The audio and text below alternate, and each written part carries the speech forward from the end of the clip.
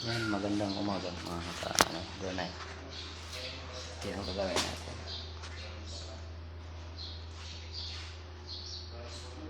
Yan siya.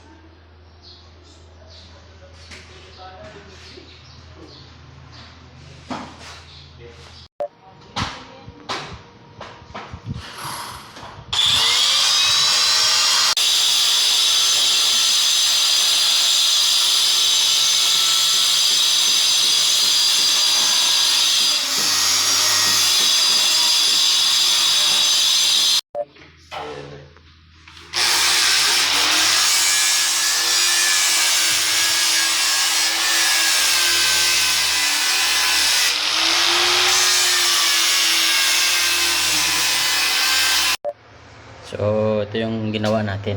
Naghasa tayo ng bunlos. So, ito siya. So, magaspang pa siya. So, medyo malabo. So, ito yung finish niya. Gagayahin ganitong kulay. Ito siya.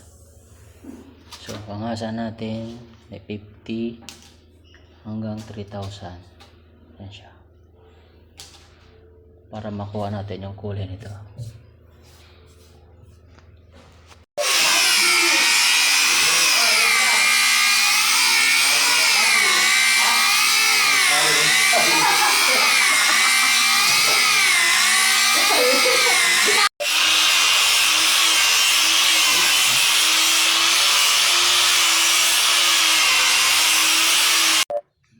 Ito yung update sa trabaho. So, muntik nang matapos. Ito ang last nakasay. So, ito yung ginawa natin kahapon. Sinit. Yan, hasa na yan siya. Yan. Ito din, hasa na rin. Paikot. Yan. So, dikit na lang ang kulang. Tapos hasa dito.